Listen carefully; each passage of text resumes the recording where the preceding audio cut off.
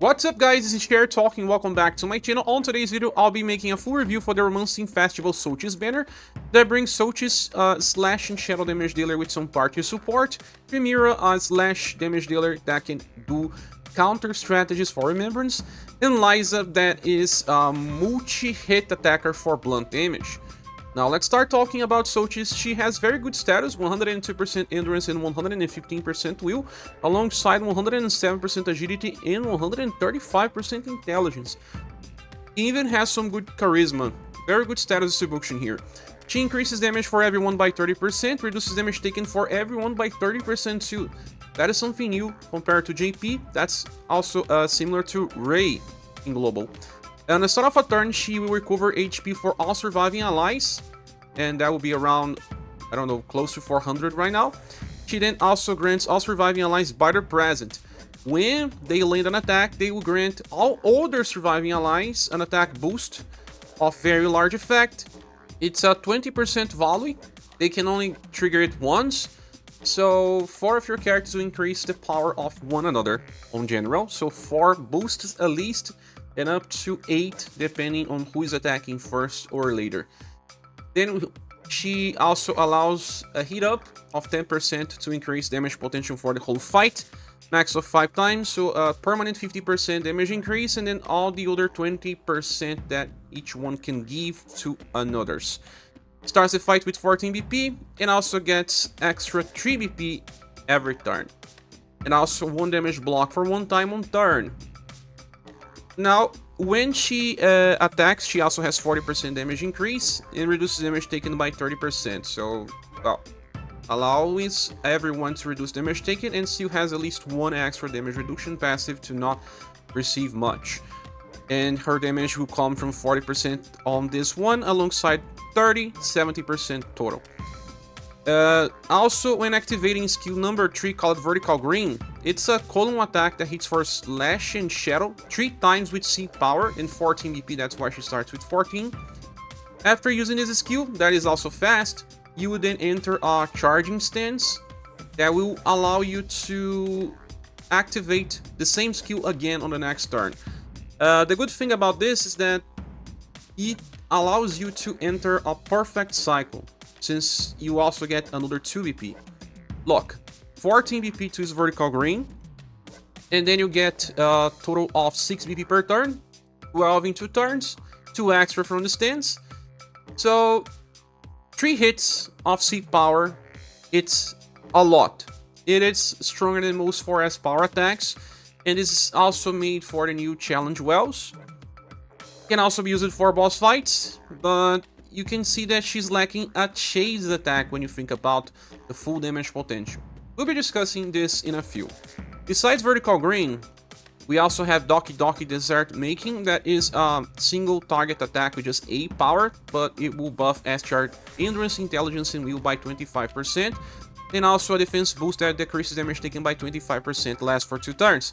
That's a good combination to have status buffs and defense boosts on the same time, and you can apply this 2 times easily. Although she gets 6 BP per turn, you can get extra EP sources from Leon, Sheree, many others, and it won't be hard to keep casting this skill. Although it's not a perfect buff, because you don't buff agility, for example, or dexterity, so it will not fit all squads. But since she already decreases damage taken via the first passive, it allows you to reduce damage taken in some situations, even on Remembrance if you don't have many defense boosters there. Then skill number 1, Death Cut, is a single target attack that recovers a little bit of HP so that you don't need to use normal attack. Sothis can inherit a skill that will give her a chase attack. From her past premium style, there is Dark Blossom. This will grant her Chain of Blackness. Always when attacking now, you're gonna have a chase called Evil Wind. That is not a very strong attack, but it's extra damage anyway. It is the power attack that buffs Endurance and Intelligence by 20% because it's rank 1. Okay, still, double elemental and free. You will also get a 50% chance to chase with Black Dimension. Black Dimension is then much stronger. It hits 2 times with 8 power in current game with triple S weapons that equals a 4S power attack, and each time it hits, it tries to debuff the enemy's intelligence by 15%. So, it is a very powerful skill to inherit. It even buffs her endurance, intelligence, and will. Costs 7 BP, but it's not really a problem. And makes Sothis much better for boss fights, because if you consider that vertical green is strong, and it is, it will only make a real impact if the enemies are aligned in a column. If not, there are other damage dealers that can make the damage that you want. And you get more and more and more characters that can do that as well. So there is even a fake Gustav that can attack multiple times, chases all the time. He can also heal the party. He can also inherit Morale down. And now Sothis is just a character that does okay damage, if not on column. Gives you damage reduction and can be used on Remembrance, especially if you can use Doki Doki Desert Making for defense boosts. Still, not really a mandatory character, pretty simple to be honest.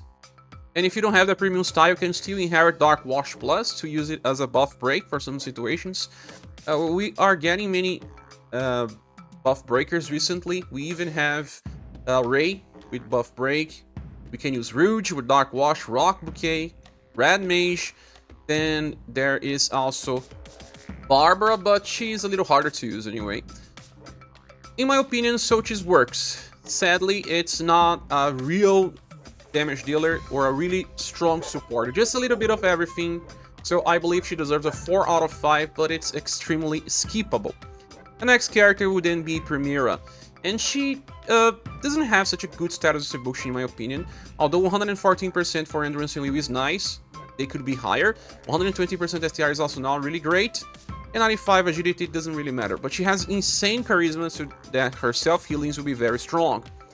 She has damage reduction passive, reducing damage taken by 30%. And then when attacked, again, 30%.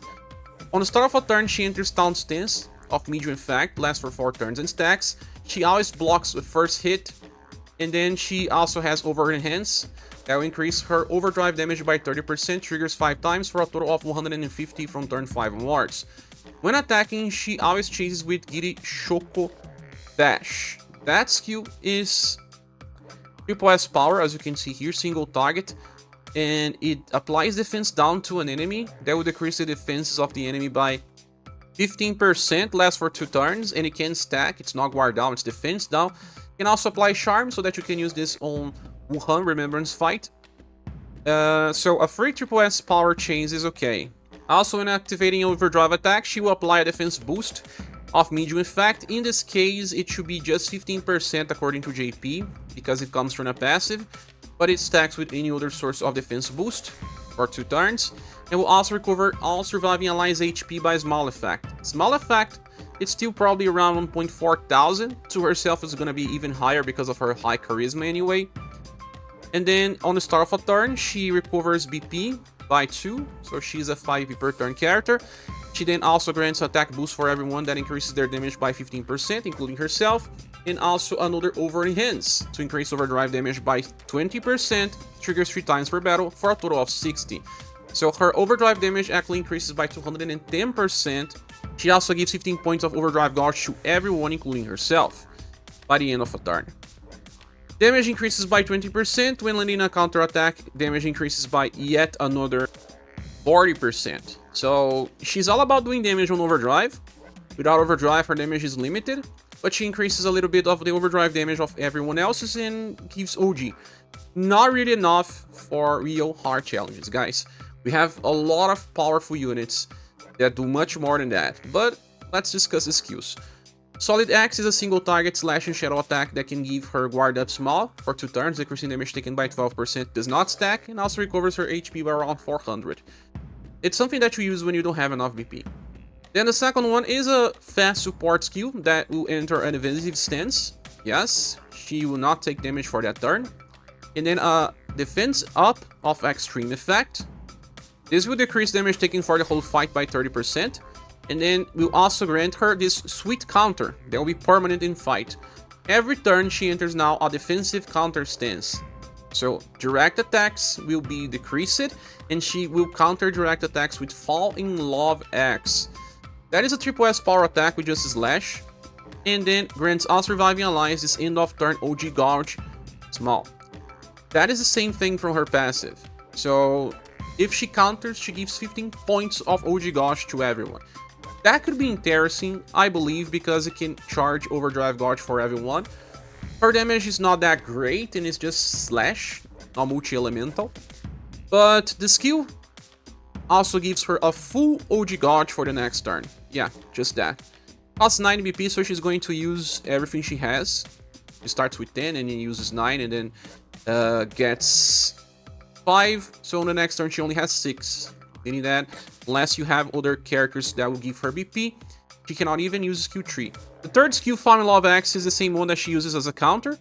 And it's triple S power, just slash damage, and then gives 15 points of OG Gauge for everyone, including herself.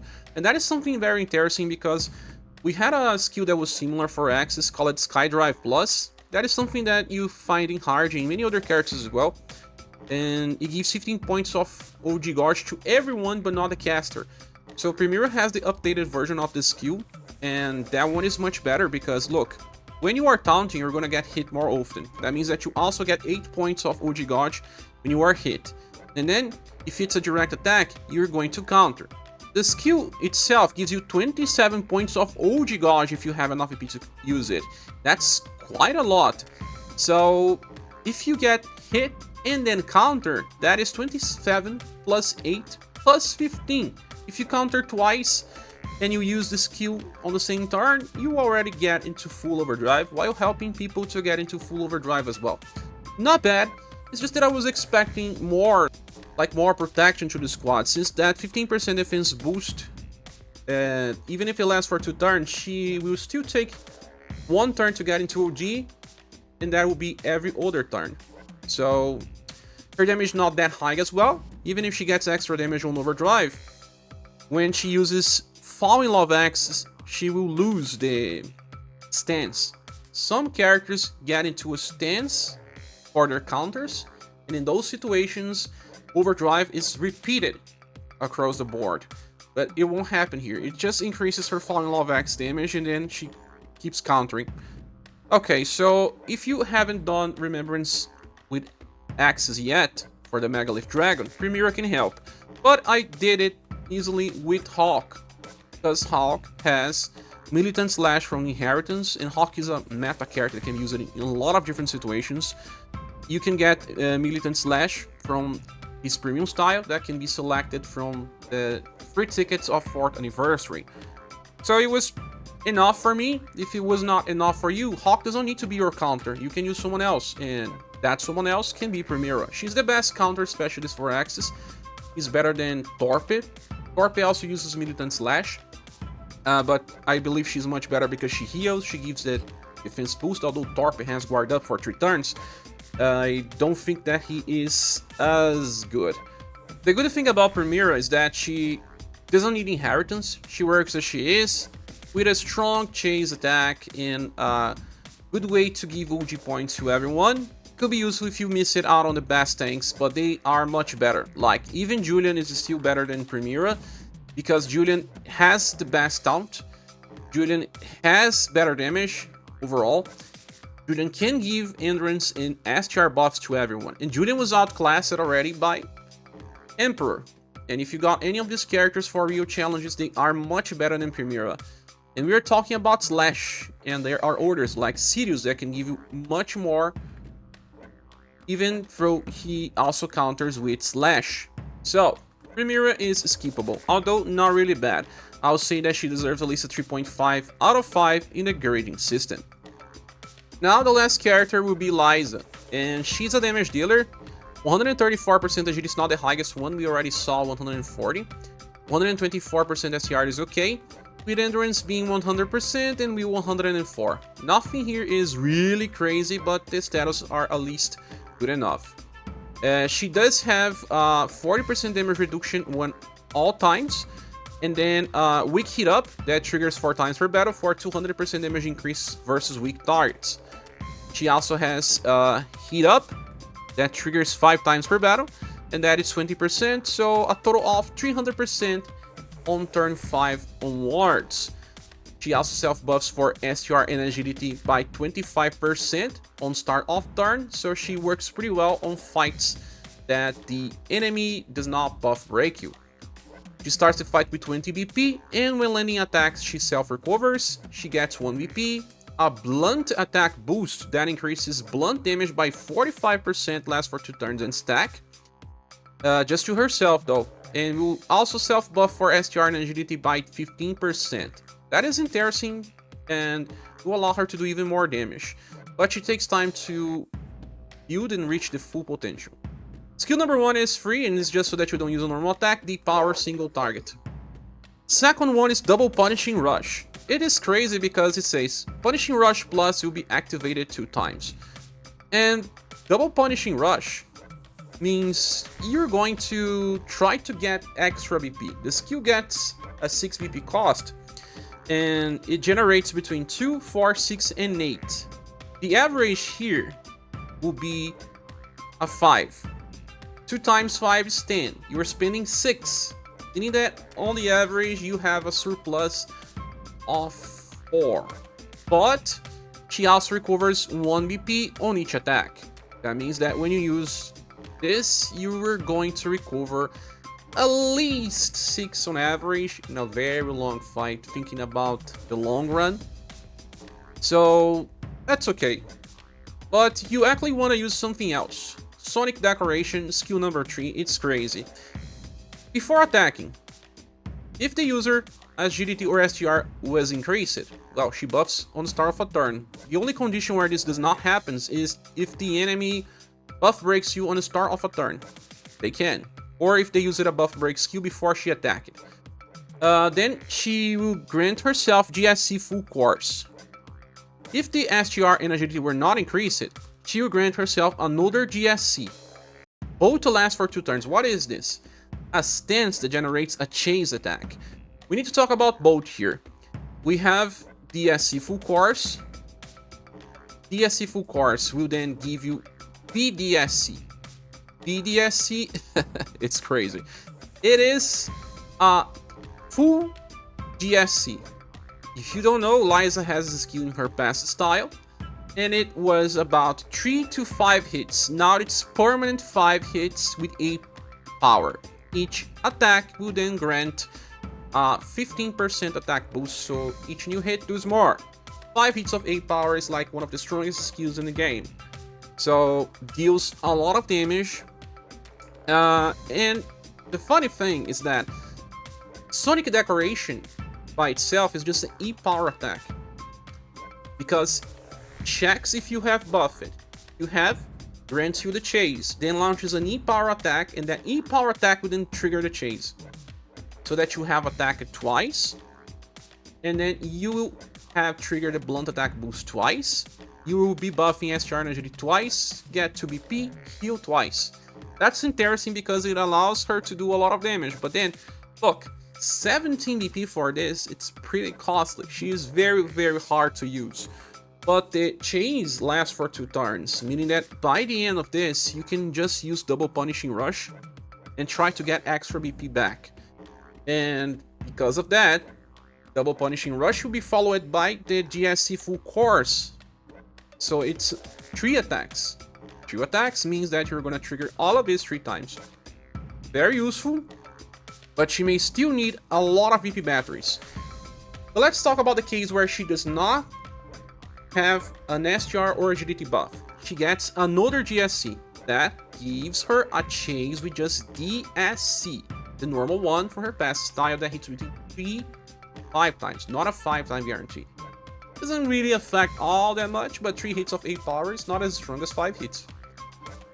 Okay, so hard to use, but extremely powerful, especially on turn 5 onwards. Lyza does not really need inheritance, but from her A style that is available to everyone, she can get Wind Whistle, plus that buff breaks the enemy if you are desperate for something like that. But she's all about using skill tree, you don't want to use anything else. I don't know much, but theoretically, if you have her global style, you can use Wave Rush, and that would trigger her passives 3 times. But it doesn't really help much because the second and third hit are cold based, not blunt based. Even if she is buffing agility for everyone, this doesn't really help anymore. So the other inheritance that can make sense is Marine String Buster. She does not have Taunt, but this skill has triple S power, cost 12.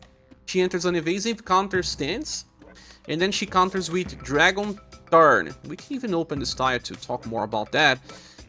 This skill, Dragon Turn, has triple S power, just blunt damage, but every time that she counters, she will also trigger all of the effects of her passives. Look, blunt attack boost, DP, HP, self buffs.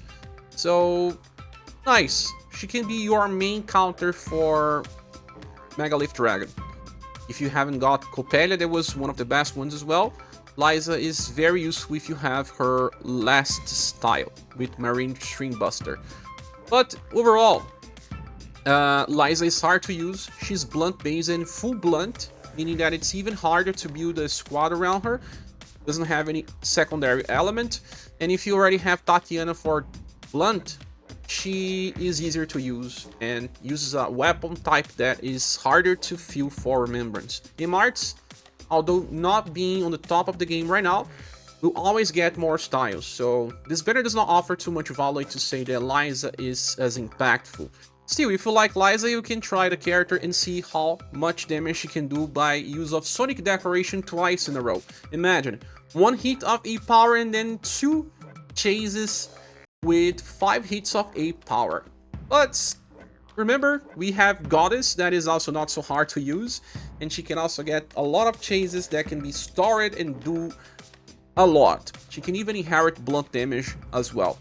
So anyway, a strong character, but totally skippable sadly because she's full damage in just one element. I think Lyza deserves a 3.5 out of 5 at least. I'm not so impressed, but if you don't agree, please say here in the comments. Back to the banner image, is this banner worth summoning for? In my opinion, no. I will give it a silver minus award just because all the styles here work. And even if they are not really great, they can fill some roles here and there if you like the characters, but they are just not that good. Sothis does offer a little bit of everything, but does not excel and nothing. Primiera is a very useful tank for Remembrance, but you may already have cleared Megalith Dragon. And Lyza is a strong damage dealer, but way too hard to use. So I skip it as banner, and I recommend you skip as well, unless you like the characters. But that's just my opinion. What is yours? Say here on the comment section. Thank you so much for watching. Please subscribe if you haven't, and if you want to support the channel, links here on the description, and use it. I hope to see you soon in the next video or live stream. Goodbye.